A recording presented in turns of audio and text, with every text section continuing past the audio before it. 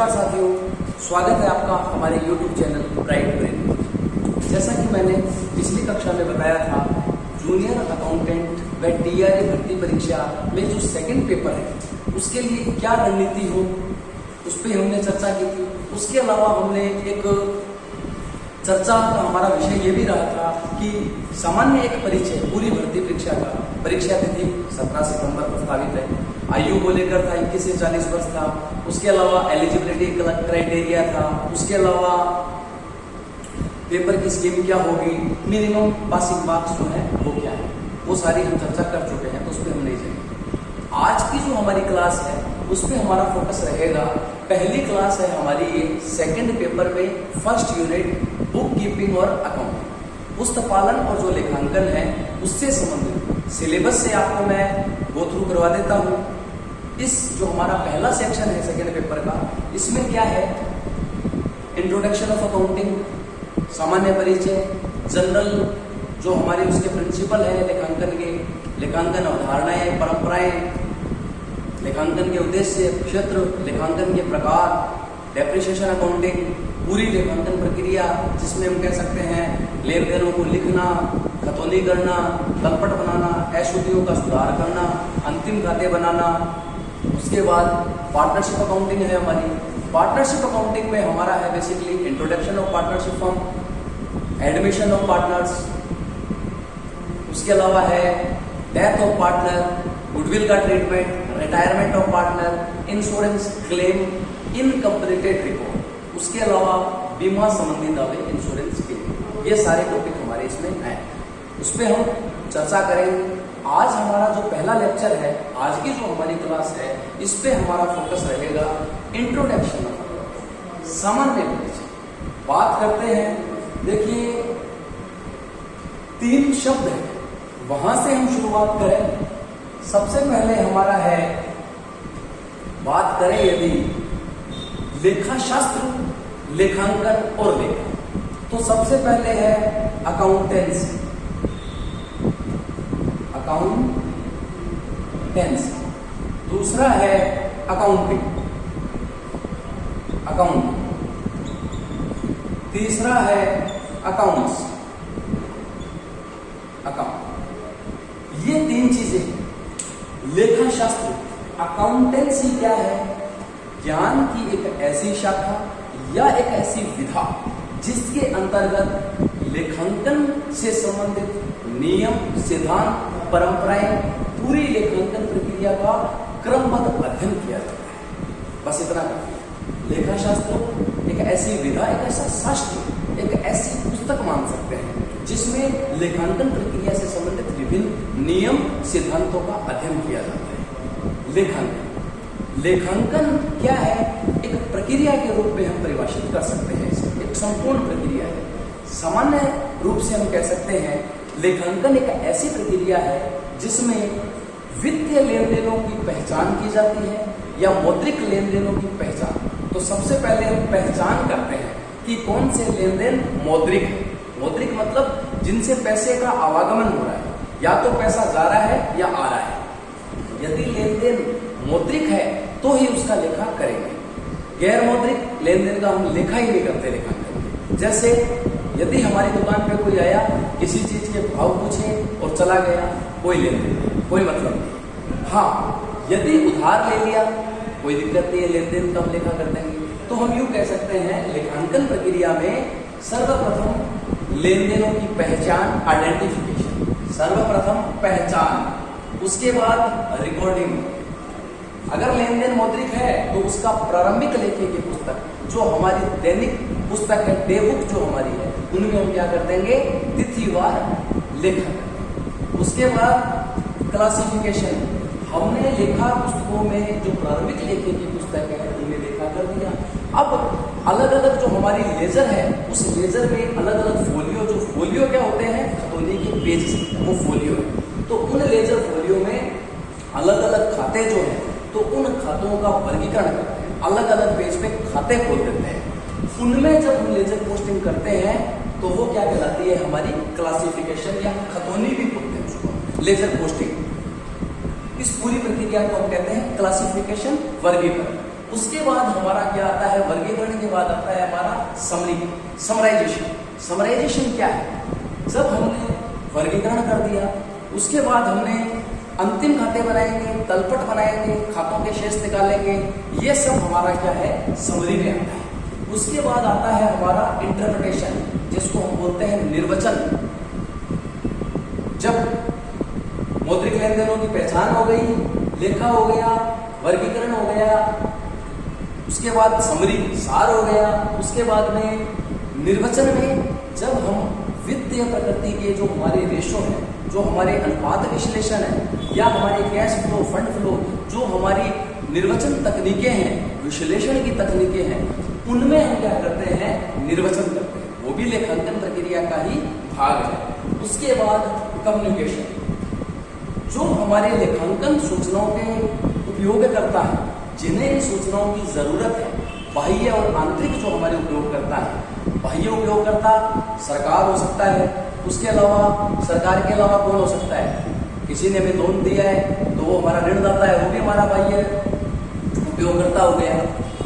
इस प्रकार से और भी बहुत हो सकते हैं। आंतरिक में कंपनी के स्वामी, कंपनी का प्रबंधक, जो हमारा मैनेजमेंट है, शेयर होल्डर्स हैं, वास्तविक ये क्या है, आंतरिक उपयोग करता है, तो उनको हम सूचना क्या करते हैं, प्रदान करते हैं। तो ये है लेखांकन। अकाउंट, अकाउंट क्या है?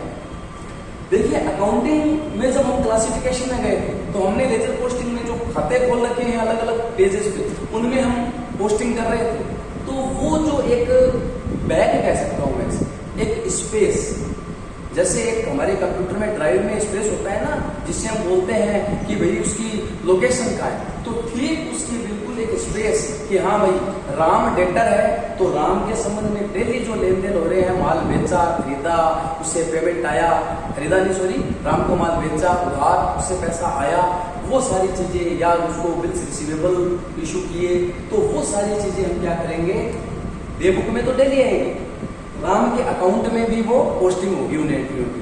तो उसका काम क्या होगा, वो खाता हमें एक, उसकी उपयोगिता क्या है, निष्कर्ष देगा वो वर्ष के अंत में। राम का खाता ये बता देगा कि हाँ भाई राम के खाते में डेबिट या क्रेडिट इतना है, बता देगा। तो वो काम इसका है, खाते का है। अब हम बात करते हैं लेखांकन की, अकाउंटिंग की।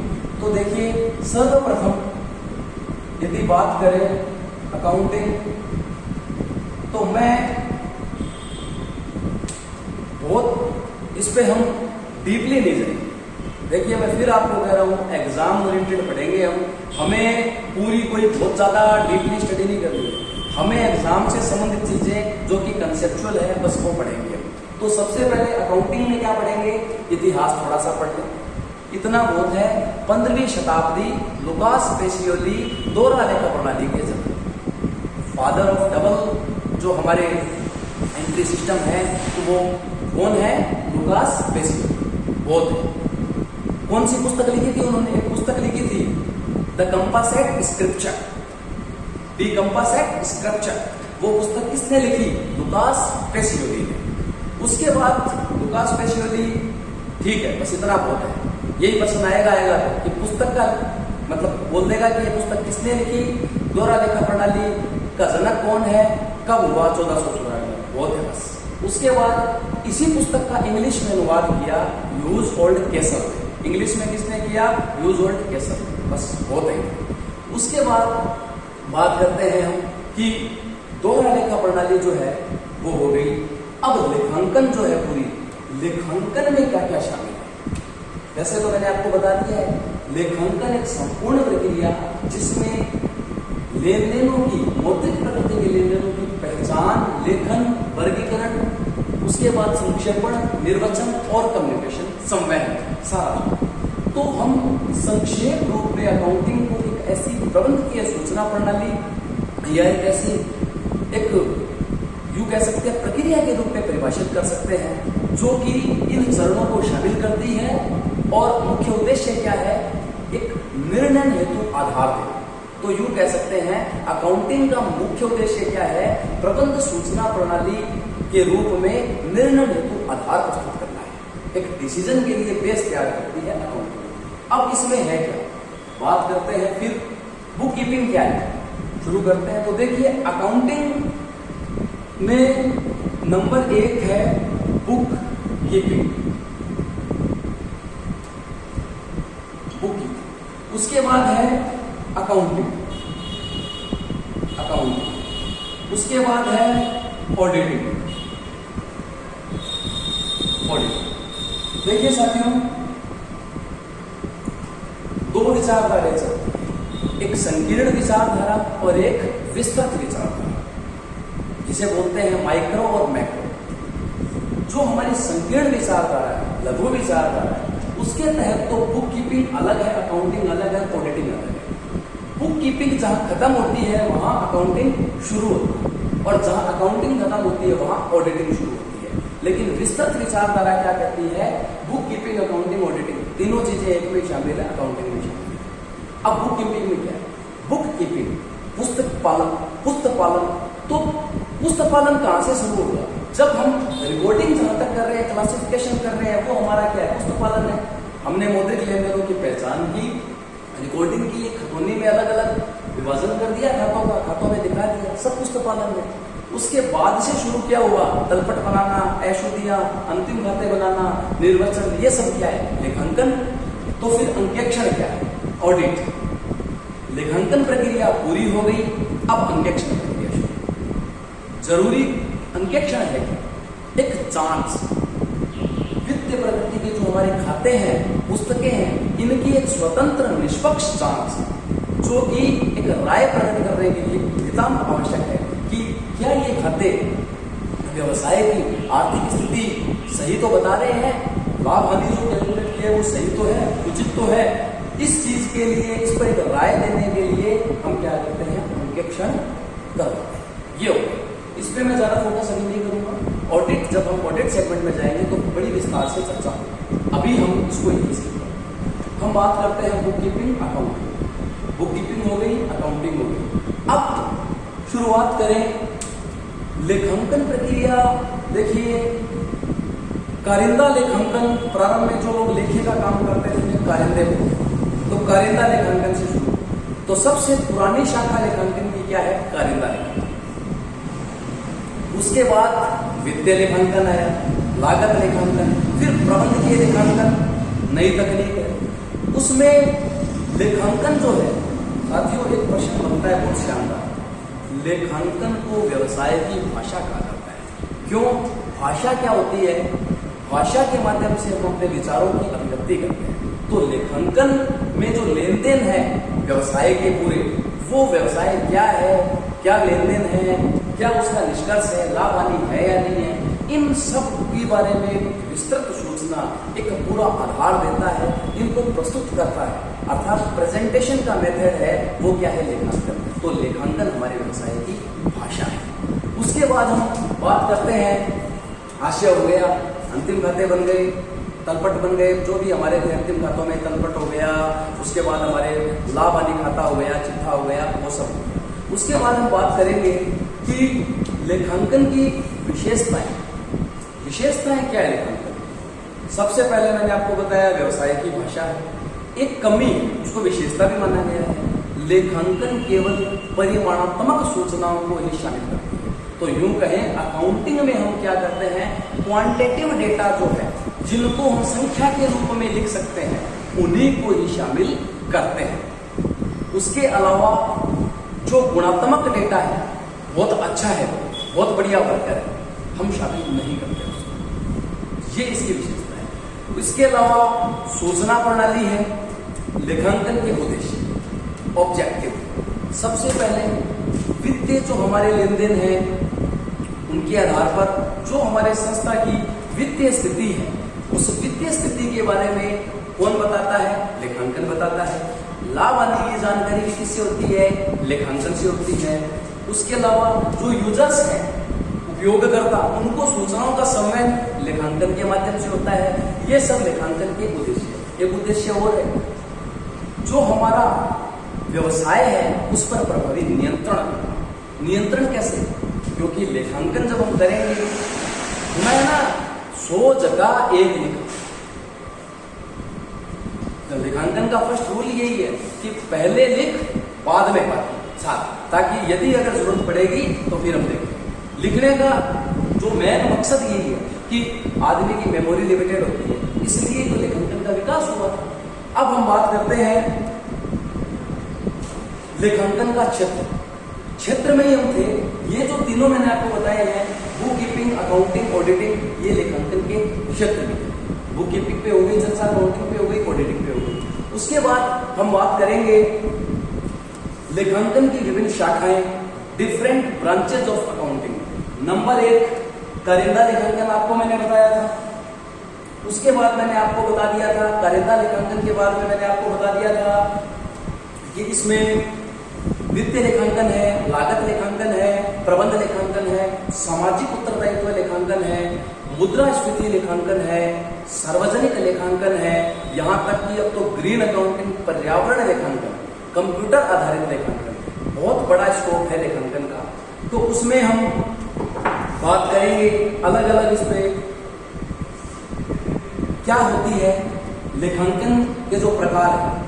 सबसे पहले कारिंदा लेखांकन। लेखांकन की शुरुआत कहां से हुई? कारिंदा लेखांकन से। कारिंदा लेखांकन, लोग जो कारिंदे बोलते थे जो लेखांकन का काम करते थे। फिर वित्तीय लेखांकन। अब वित्तीय लेखांकन, लागत लेखांकन, देखिए इसको हम यहां करेंगे चर्चा। वित्तीय लेखांकन, लागत लेखांकन, इस पे हम इसको थोड़ा ध्यान से देखना। देखिए सबसे पहले वित्तीय लेखांकन, वित्तीय लेखांकन, वित्तीय लेखांकन। उसके बाद है लागत लेखांकन। उसके बाद है प्रबंधकीय लेखांकन, प्रबंधकीय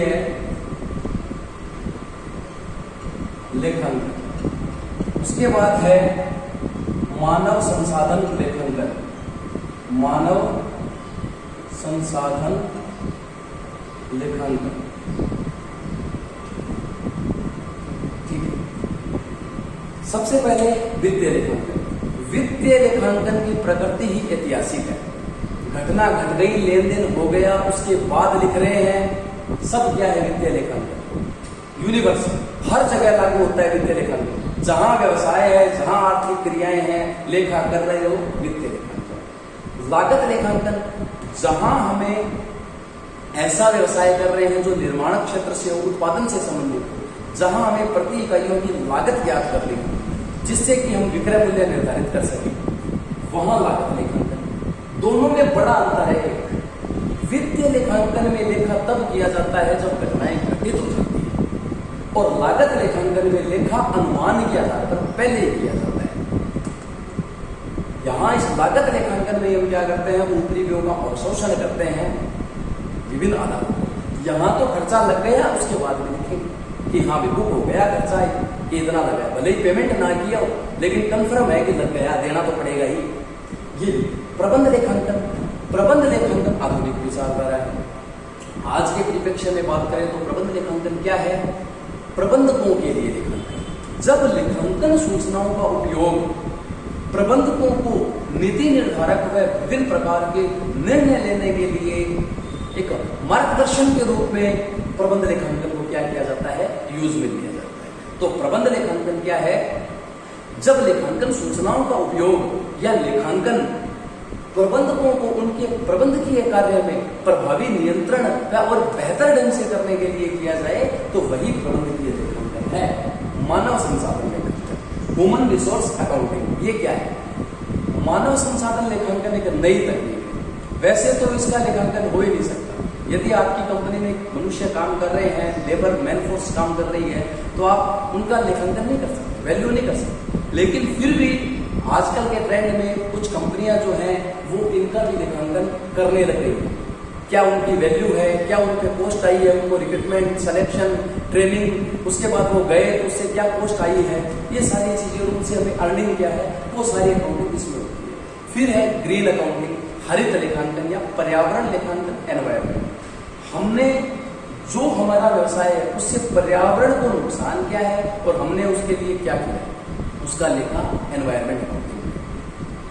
सामाजिक उत्तरदायित्व लेखांकन, हमने हमारे व्यवसाय में समाज के लिए जो हमारा व्यवसाय है उससे समाज के अलग अलग वर्गों को नुकसान क्या है, क्या कॉस्ट बैन करनी पड़ी है, और हमने सोसाइटी के अलग अलग जो सेगमेंट्स हैं उसमें कर्मचारी हैं, सरकार है, समुदाय हैं, विभिन्न हैं, उनको फायदा क्या गया है, वो सारे किसमें आते हैं, सार्वजनिक लेखांकन या सामाजिक उत्तरदायित्व लेखांकन में। ये हमारे लेखांकन के प्रकार हैं।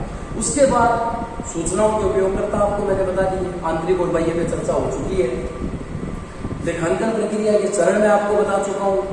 सबसे पहले पहचान होगी, रिपोर्टिंग है, क्लासिफिकेशन है, उसके बाद सारांश है, निर्वचन है और सूचना का संवहन है, संप्रेषण हो गया। उसके बाद हम बात करेंगे साथियों लेखांकन की विधियां, मेथड्स ऑफ अकाउंटिंग। बात करते हैं लेखांकन की विधियों, तो हमारी जो लेखांकन विधियां हैं उनमें सामान्यतः 3 विधियां प्रचलित हैं। नंबर 1, सबसे पहले है, हम बात करें लेखांकन विधियां, लेखांकन विधियां, लेखांकन की विधियां। सबसे पहले है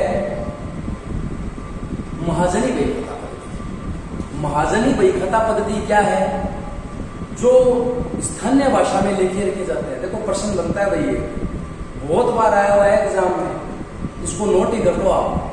महाजनी बहीखाता पद्धति में लेखे किस भाषा में रखे जाते हैं, बहुत बार आया है, आप देख लेना, सर्च कर लेना। उसमें लिखा है अंग्रेजी में, हिंदी में, किसमें, तो मैं आपको बता दूं स्थानीय भाषा में। जहां पे भी जो एरिया है, जिस एरिया में, जैसे गुजरात है तो गुजराती में हो सकता है, बंगाल है तो बंगाली में, जो एरिया है उसमें हो सकता है। दोहरा लेखा प्रणाली भी आधारित है, बिल्कुल महाजनी बहीखाता पद्धति भारतीय पद्धति है, बहुत पुरानी है। उसके बाद महाजनी के बाद में हमारी कौन सी है, दोहरा लेखा प्रणाली, जिसमें दोहरा लेखा प्रणाली बोलते हैं क्यों, एक ही लेन देन के 2 इफेक्ट, 2 देखो, जितने से डेबिट उतने से ही क्रेडिट। दोहरा लेखा प्रणाली किस पे आधारित है, द्विपक्षीय अवधारणा पर, वो जब हम अवधारणा पढ़ेंगे उसमें आएगा। उसके बाद है हमारी इकहरा लेखा पद्धति। इकहरा जो हमारी लेखा पद्धति है, सिंगल एंट्री सिस्टम जो हमारी है, उसमें क्या है, उसमें हम आधे अधूरे होते हैं। कुछ जो रोकड़ पुस्तक है वो है, वो तो हम पूरा मेंटेन करते हैं। छोटे जो हमारे दूध वाले, सब्जी वाले, फलवाड़ी, ये क्या करते हैं, इसी को अडोप्ट करते हैं। प्रश्न आता है, छोटे जो दूध वाले हैं और हैं, ये कौन सी लेखांकन विधि अपनाते हैं, इकहरा लेखा। अब उसके बाद में लेखा जो हमारी विधियां हैं, उसके बाद हम बात कर लें लेखांकन के आधार। विभिन्न आधार है लेखांकन के। सबसे पहले जब हम बात करते हैं लेखांकन के आधारों की, साथियों लेखांकन के आधार, सबसे पहला है कैश बेसिस, कैश बेसिस। दूसरा है अक्रूवल, अक्रूवल बेसिस। तीसरा है हाइब्रिड।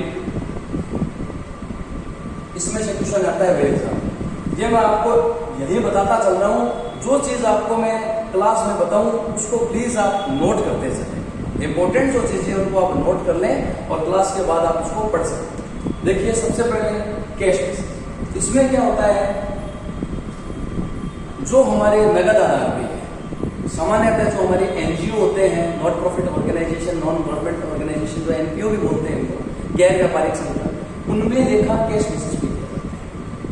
मतलब यदि आय है, कैश आ गई लिख दिया, खर्चा है, कैश आ गया लिख दिया, ठीक। अक्रूवल बेसिस, अक्रूवल बेसिस सामान्यतः इसी कंपनियां जो है रजिस्टर्ड है और है, उनको तो इसी पे करना ही होता है अक्रूवल बेसिस। बड़े व्यवसायी तो सारे इसी पे करते हैं। इस पे अक्रूवल बेसिस का मतलब क्या है, अक्रूवल बेसिस का मतलब ये है, जब अवधारणा में पढ़ेंगे हम, कि हमने जैसे ही लेन देन हुआ, अगर पेमेंट है या इनकम है, वो अराइज हो गई, अक्रूड हो गई या रिसीव हो गई, एक चीज पहले। तो अगर अक्रूवल बेसिस में क्या होता है, उस इनकम का खर्चा है तो ड्यू हो गया, इनकम है तो अराइज हो गई कि हाँ हमारा उस पर अधिकार हो गया, उपार्जित हो गई, अक्रूड हो गई, उसमें अप्रूवल ले सकते। हाइब्रिड सिस्टम क्या होता है? हाइब्रिड सिस्टम है मिश्र, कुछ ये कैश पे और कुछ इस पे कौन काम करता है? हाइब्रिड सिस्टम गैर पेशेवर व्यक्ति जो होते हैं, सरकारी संस्थान है, वो सारे गवर्नमेंट के जो है वो किसी पे चलते हैं हाइब्रिड, ये आप बोल सकते। तो हमारा एक तो ये प्रश्न हो गया। उसके बाद हम बात करते हैं लेखांकन के कुछ सिद्धांत भी हैं। बोधगम्यता है, प्रासंगिकता है, उसके अलावा वस्तुनिष्ठता, निष्पक्षता है। फिर हम बात करते हैं लेखांकन शब्दावली। देखिए लेखांकन में कुछ शब्द हैं जो उपयोग में आते हैं, बहुत ही महत्वपूर्ण हैं। सबसे पहले लेखांकन में संपत्ति, दायित्व, लेनदार, देनदार, पूंजी, आहरण, स्वामी, ये चीजें हमको चलिए देखिए, ये सारी जो टर्मोलॉजी है, ये आप लेखांकन अवधारणाएं आपकी क्लियर हो जाएंगी, परंपराएं क्लियर हो जाएंगी, फिर आपको जोड़नी है। सबसे पहले मैं आपको लेखांकन की शब्दावली बता देता हूं। पूंजी क्या है? कैपिटल। ये कैपिटल है व्यवसाय करने के लिए जो पूंजी घर से लाता है, जो पैसा लाता है व्यवसाय में लगाने के लिए, भले ही उतने रुपए का सामान लाए, कोई भी मशीनरी ले आया या वो पैसा लेके आया, वो कैपिटल है।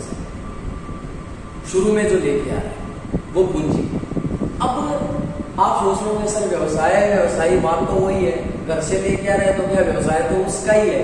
नहीं, यहां एक अवधारणा काम करती है, पृथक अस्तित्व, separate entity concept. Separate entity concept क्या बताता है?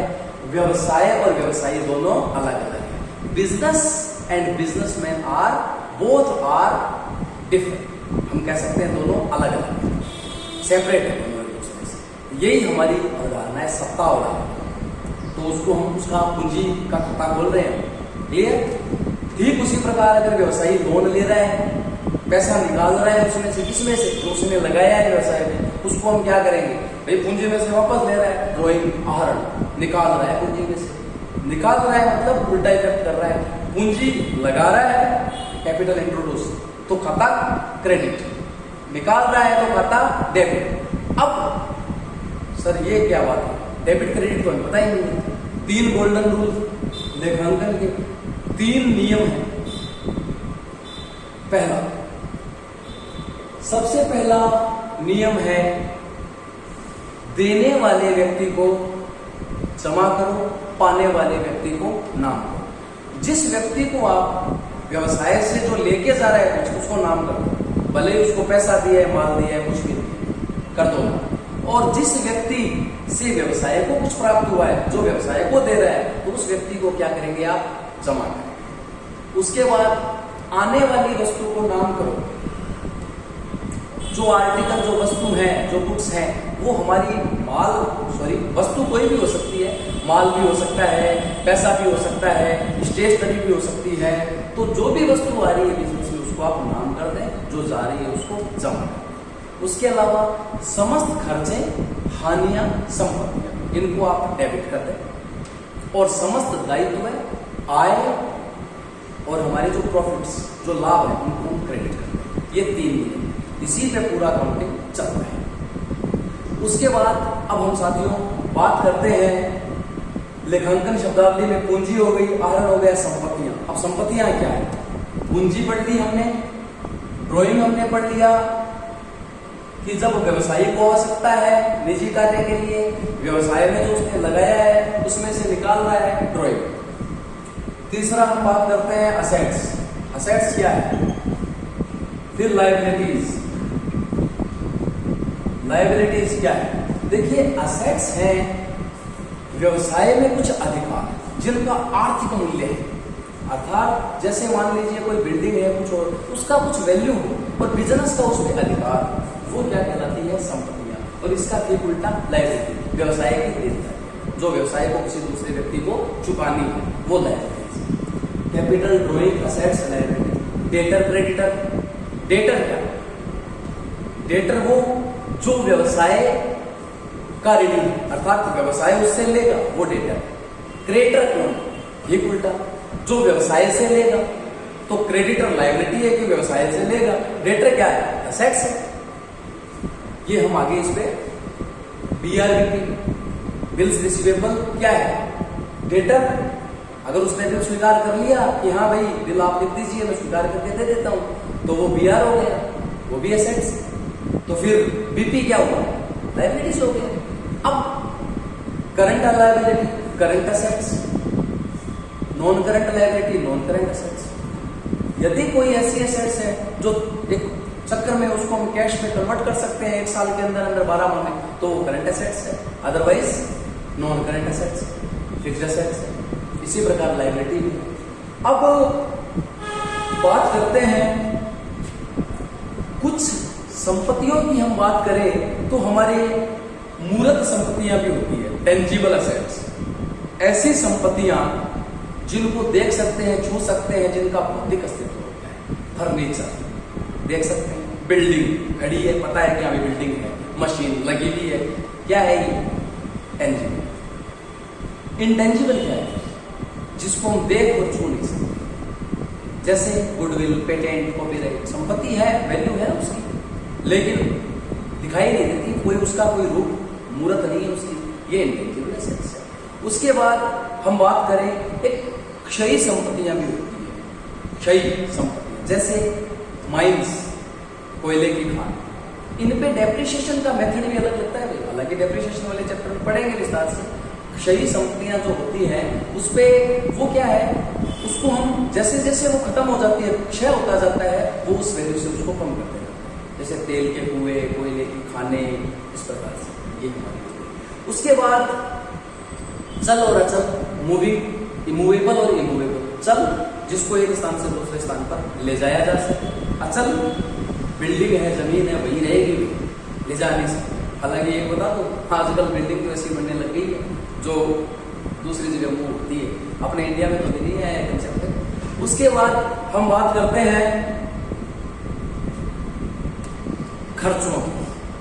खर्चों में आयगत व्यय, पूंजीगत व्यय, कैपिटल, उसके अलावा इनकम भी है, तो रेवेन्यू है, कैपिटल है, बड़ा यहाँ काफी जगह हम गलती करते हैं। देखिए, मैं आपको केवल एक ही चीज कहूँ, रेवेन्यू एक्सपेंसेस और कैपिटल एक्सपेंसेस और रेवेन्यू इनकम और कैपिटल इनकम, इनमें एक ही अंतर। रेवेन्यू एक्सपेंडिचर जो है, रेवेन्यू एक्सपेंसेस और कैपिटल एक्सपेंसेस। देखिए,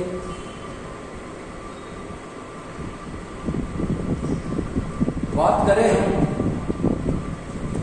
रेवेन्यू एक्सपेंडिचर, रेवेन्यू, और दूसरा हम बात करें कैपिटल।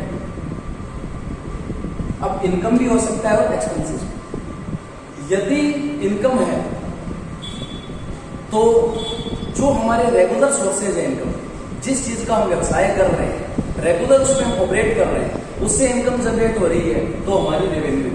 इसके अलावा हम कभी कभार कोई जो हमारे बिजनेस का पार्ट नहीं है, ऐसे ही हमने कर दिया, वो हमारी capital income, capital receipt. Revenue expenses क्या है? रेवेन्यू एक्सपेंसेस जो खर्चा किया है, जिसका फायदा हमें 1 साल के अंदर अंदर मिला, तो हमारे लिए वो क्या है? रेवेन्यू। कैपिटल एक्सपेंडिचर जिसका फायदा हमें 1 साल से ज्यादा समय मिलेगा, या यूं कह सकते हैं ऐसा खर्चा जो व्यवसाय की कार्य क्षमता को बनाए रखने के लिए ऑपरेट की, रेवेन्यू। कार्य क्षमता में वृद्धि करने के लिए किया जाता है तो कैपिटल एक्सपेंसेस। ये रेवेन्यू और कैपिटल एक्सपेंसेस है।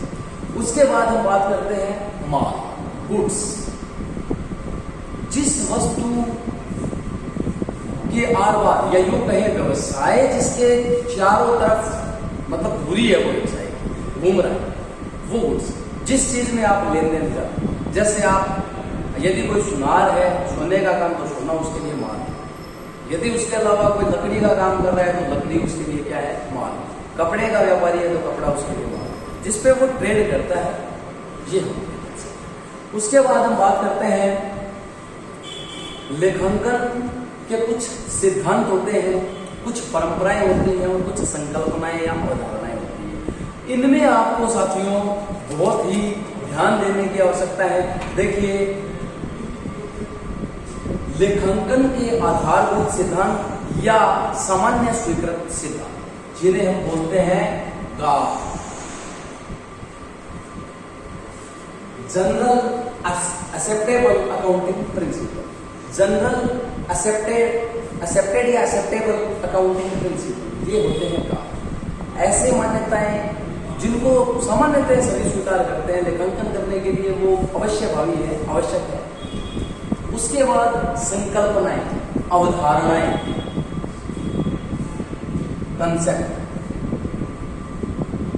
कंसेप्ट। उसके बाद हमारा तीसरा है कन्वेंशन।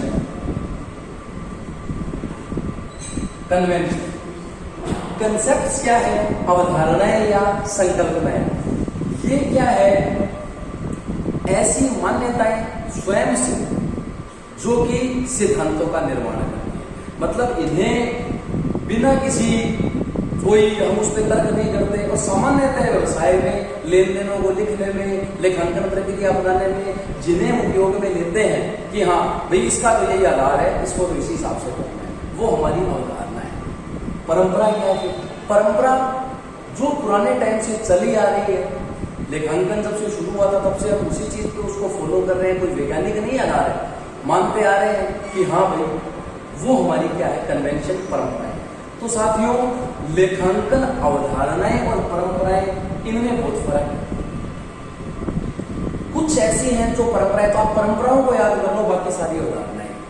परंपरा सबसे पहले है महत्वपूर्णता, मटेरियलिटी कन्वेंशन। महत्वपूर्ण मतलब इसमें क्या है? महत्ता। यदि मान लीजिए कैलकुलेटर है कोई खरीदा, एक साल में खत्म नहीं, और आप पहले से करंट एसेट्स नहीं, फिक्स्ड एसेट्स होना चाहिए, नहीं, करंट एसेट्स कुछ नहीं है, वो एक्सपेंसेस है, साल में लाभ मिल गया तो उसको हम एक साल में मानते हैं। मटेरियल जो लेन देन इंपॉर्टेंट है व्यवसाय के लिए, जिन लेन देनों का फर्क बहुत ज्यादा पड़ता है, उनका क्या हो जाना चाहिए? लेखा हो जाना चाहिए, मटेरियलिटी कन्सेप्ट। उसके कन्वेंशन, मटेरियलिटी कन्वेंशन। उसके बाद क्या है? रूढ़िवादिता की अवधारणा, परंपरा। रूढ़िवादिता परंपरा क्या है? इसको बोलते हैं प्रूडेंस कन्वेंशन। ये कहती है विवेकशीलता की परंपरा भी बोलते हैं इसको।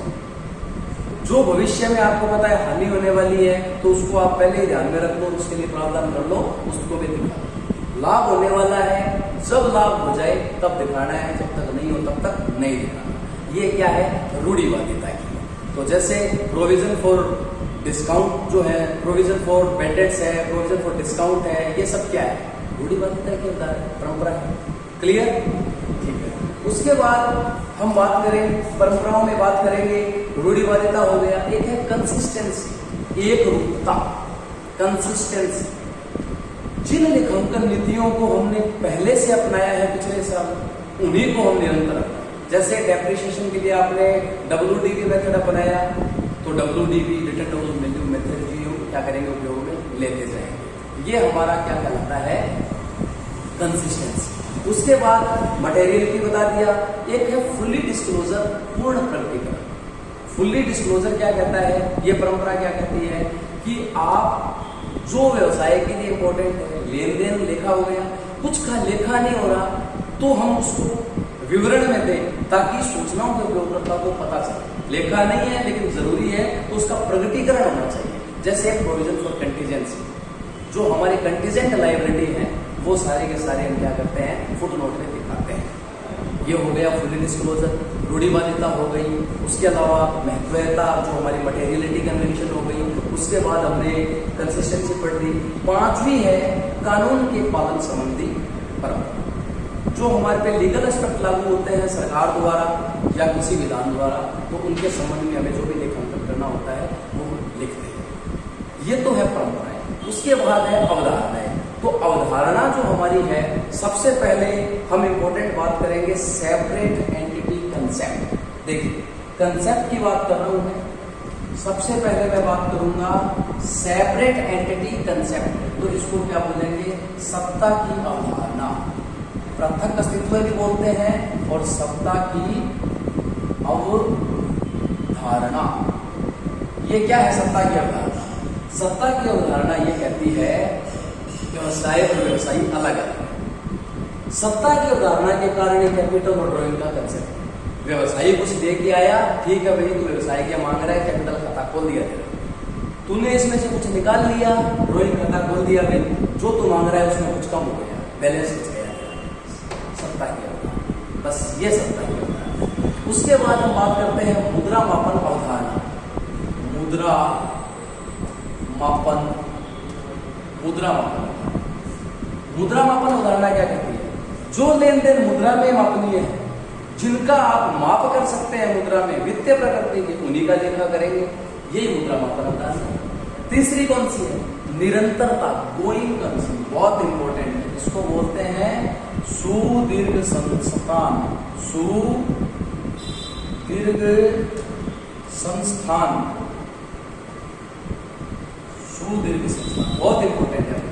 गोइंग कंसर्न, हम ये मानते हैं व्यवसाय करते हैं, जबकि व्यवसाय लंबे समय तक करेंगे, करते ही रहेंगे, व्यवसाय अनंत काल तक करते रहेंगे। प्रश्न आता है बहुत बार, सुदीर्घ संस्थान की अवधारणा के अनुसार व्यवसाय चलता रहेगा लंबे समय तक, बहुत लंबे समय तक, अनंत काल तक, उपरोक्त सभी नहीं करना है, अनंत काल।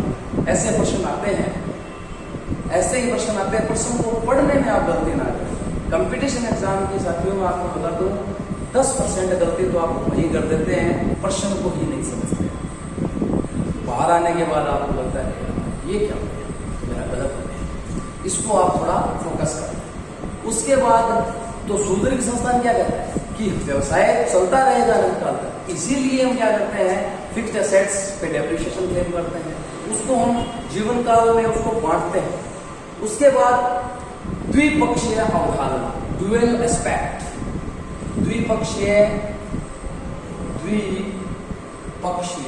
ड्यूअल एस्पेक्ट, प्रत्येक लेन देन का लेखा दो पक्ष होते, एक डेबिट में, एक क्रेडिट में। ये द्विपक्षीय अवधारणा ही लेखांकन समीकरण का आधार है। जो हमारा अकाउंटिंग इक्वेशन है, लेखांकन समीकरण, उसका आधार कौन सी अवधारणा है? द्विपक्षीय। क्यों? जितना डेबिट उतना क्रेडिट, कोई भी लेन देन, बताओ, कोई भी लेन देन, जितना पैसा डेबिट उतना ही क्रेडिट होगा। ये है हमारा द्विपक्षीय अवधारणा। उसके बाद द्विपक्षीय के बाद उपार्जन, चर्चा कर ली थी हमने, अक्रूवल बेसिस। यदि जैसे आय या खर्चा अक्रू हो गया, राइज हो गया, उसको हम तुरंत लेखे में मान्यता दे देते हैं। उसके बाद लेखा अवधि, पीरियडशिप कंसेप्ट।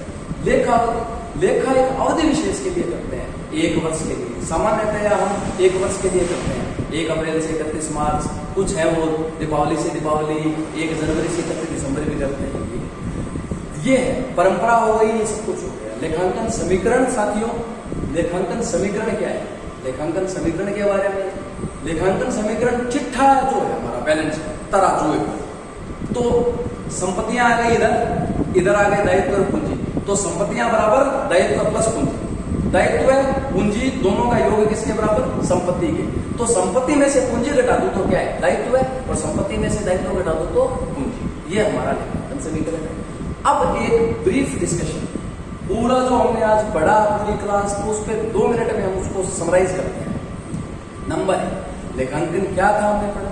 लेखांकन लेखा शास्त्र, लेखांकन पुस्तपालन, लेखांकन प्रक्रिया पढ़ी, लेखांकन अवधारणाएं पढ़ी, लेखांकन में कुछ शब्दावलियां पढ़ी, लेखांकन के उद्देश्य पढ़े, क्षेत्र पढ़े, लेखांकन के प्रकार पढ़े। इनसे संबंधित अब लेखा एक हमने जो हमारी अवधारणाएं, परंपरा, कुछ लेखा समीकरण हो गया, फिर हमने जो कुछ और इंपॉर्टेंट टर्म्स पढ़े, उद्देश्य पढ़े लेखांकन के, तो इनके संबंध में जो प्रश्न इंपॉर्टेंट बनते हैं वो मैं आपको नेक्स्ट क्लास में सबसे पहले 10-5 क्वेश्चन करेंगे, हम आप ही पढ़े।